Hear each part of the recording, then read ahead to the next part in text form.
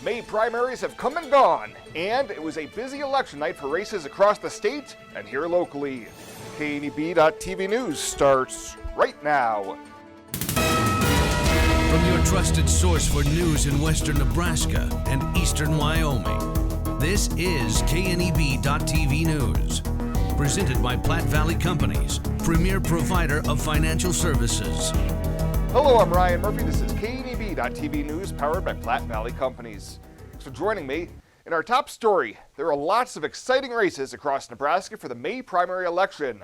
Let's start right off with the local races, as two well-known names will be appearing on the ballot for the Gering mayoral race in November after pulling in the top two vote tallies in the primary election Tuesday night. According to the unofficial results from last night's voting, Kent Ewing getting 725 votes and Eldon Hubbard getting 497 supporters to advance. Gering Councilmember Ben Backus received 304 votes, or just under 20% of the votes cast. And Gering voters narrowly passed Proposition 1 last night, which will implement an additional half-cent sales tax to help fund infrastructure projects. 827 voters were in favor of the measure, or roughly 56%. And Twin Cities Development Executive Director Jordan Dietrich says this is huge for Gering to help finance those much-needed repairs on road and sewer projects. It has to be done, so it's either this way, it's all, this a couple different ways. It'll be all on Gering residents, utility rates or property taxes or anything like that to be able to fix these things because they have to be done. Or vote yes on Prop 1, and it's a less of a burden on residents in Gering. The sales tax will sunset after 10 years. And staying in Gering as the lone incumbent running for one of three seats of the Gering Board of Education will be on the November ballot, along with some well-known names in the community after voters narrowed a crowded field during the primary election. Brian Copsey was among the top vote-getters in the Tuesday night contest. Joining him on the general election ballot will be Greg Troutman, Justin Reinmuth, John Mazer, Colleen Woodward, and Krista Baird. A total of 12 candidates ran for the opportunity to vie for the three seats up for grabs in November. We'll have more news right after this. At Platte Valley Bank, we want to help you take advantage of every adventure. We know you have plans, goals, and dreams. Let us help you with them. Whether it is building, buying, or renovating, we have the home loan or home equity line of credit to fit your needs. Stop in and see us at Platte Valley Bank and let us help make your dreams a reality. You belong here. Platte Valley Bank, member FDIC, equal housing lender.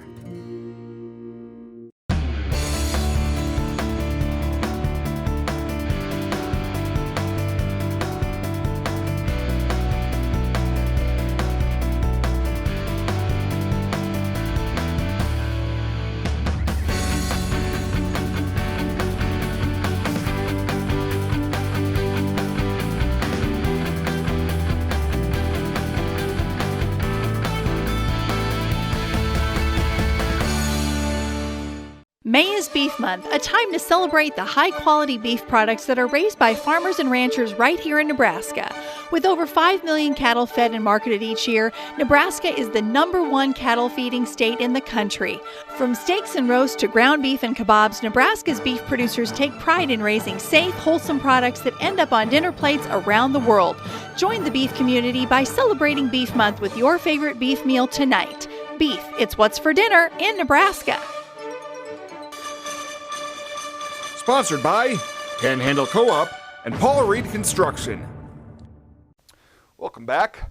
Lots of local election results to still cover, as two of the three contested seats for Scottsbluff County Commissioner will remain with the incumbent, with one new face set to serve the people in early 2023. On Tuesday night, Michael Blue defeated Commissioner Mark Reichert to represent District 1, while Charlie Knapper and Mark Harris held on to represent Districts 3 and 5, respectively. Blue spoke with KNEB News shortly after he learned that he won. I guess just glory be to God, because I left it in his hands, and I think he did a pretty good job. Feels pretty interesting. Almost unbelievable. Well, 4 of the challengers in the race for 3 seats up for grabs in the Scottsbluff City Council race will join 2 of the incumbents on the November ballot. Mayor Jeannie McCarrigan and Councilmember Nathan Green advanced during last night's election and will be joined by Eugene Bott, Betsy Vidlac, Chris Miller, and Matt Solomon. Selena Lerma, the newest sitting member on the council, fell 34 votes shy of making the slate of candidates that will be running in the general election. In the Southern Panhandle, Kimball County's top law enforcement officer has seemingly lost his re-election bid. Unofficial numbers show that David Hoddle defeated Sheriff Harry Gilway by a tally of 431 votes to 413 votes. In addition, there were 4 write-ins. Traditionally, a recount is only triggered if the margin between the top 2 vote getters is 1%. Why love a rain garden? Let me count the ways. Rain gardens contain and filter water runoff while recharging our underground water supply. They provide habitat for birds, bees, and beneficial insects. Native perennials give 4 seasons of color and texture, beautifying a home while increasing its value. Established gardens are low-maintenance, low-water landscape features, colorful, functional, and sustainable. Rain gardens. Brought to you by Tri-City Stormwater. Our water, our responsibility. Find out what convenient really means at the Western Travel Terminal. Start with our great selection of food and drinks, from for real milkshakes and fresh brewed coffee to snacks and hot food. Next, check out our beer and spirits with their everyday low prices. Finally, let us work for you with our full-service gas station and automatic truck and car wash. All this can be found at 822 South Beltline in Scottsbluff. Western Travel Terminal, your convenient shopping, restaurant, and full-service gas leader.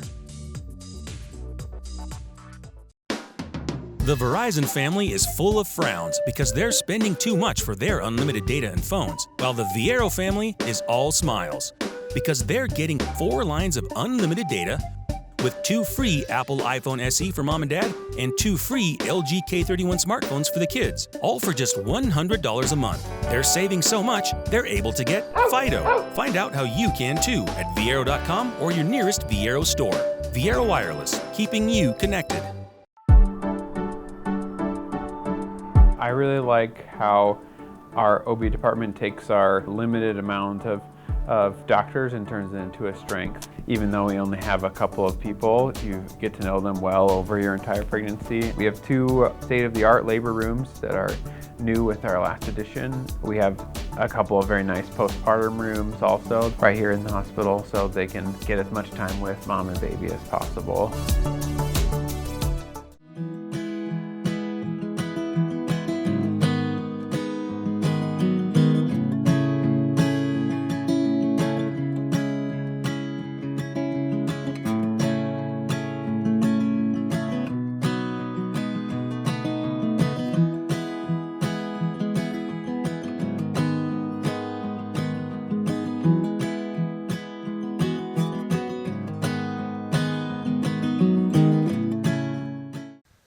Welcome back. Taking a look at the big statewide races, as the University of Nebraska Regent's Jim Pillen has won the state's crowded Republican primary race for governor. Pillen celebrated the victory late last night in front of his supporters in Lincoln. It's really, really important that we live life with the gift of appreciation and that we make sure we don't take things for granted. This guy helped us learn that in our family. And, just make sure we always remember, as Suzanne says that saying, there is no place like Nebraska.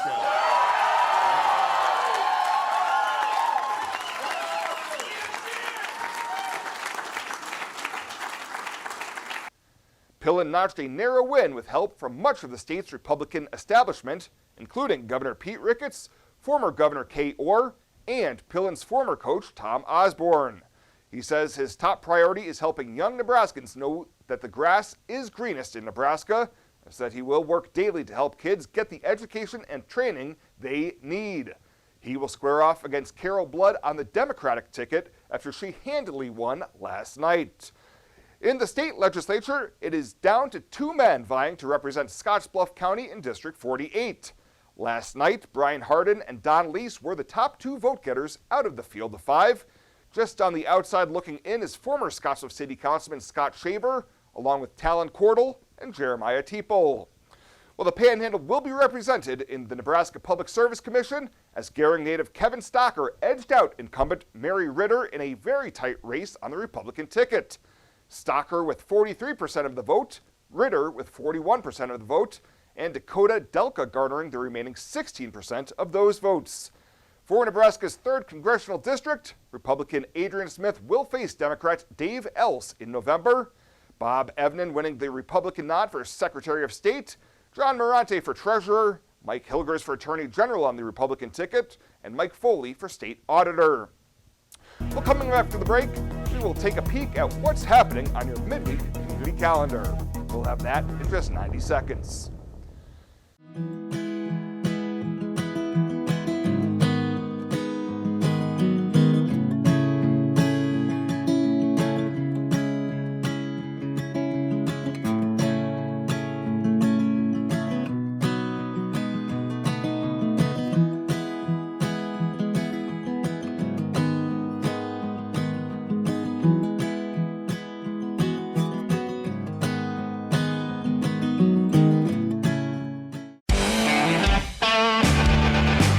Welcome to Kelly's, home of the Valley's best selection of wine, spirits, and beer. Whether you're brand loyal to the tried and true brew or really enjoy trying something different and new, Kelly's has something for everyone. Family owned and operated and right on your way on West 27th Street in Scotts Bluff. Kelly's Liquor. If you can't find it at Kelly's, it's not worth drinking.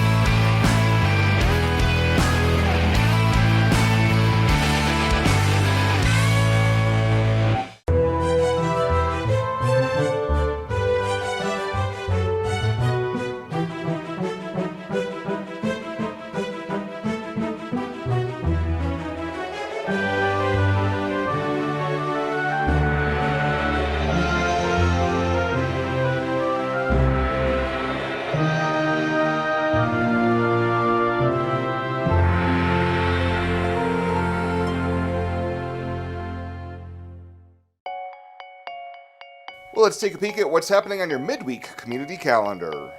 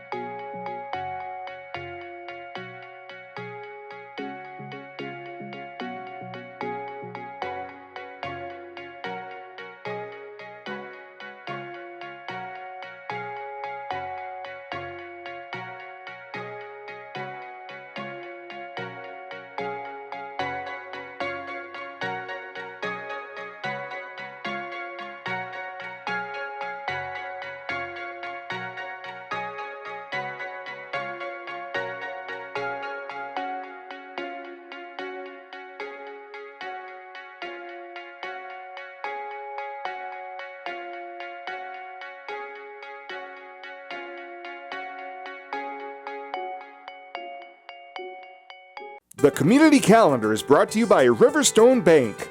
First State Bank is now Riverstone Bank. Community strong with the same people you know and trust.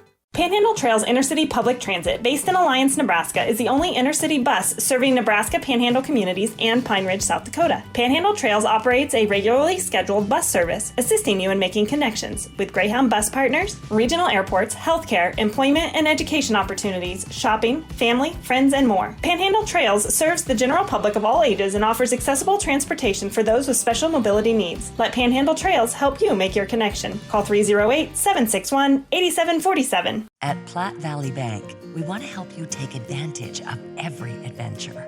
We know you have plans, goals, and dreams. Let us help you with them. Whether you are just starting the business you have always imagined or looking to grow your existing one, we have a business loan to fit your needs. Stop in and see us at Platte Valley Bank and let us help make your dreams a reality. You belong here.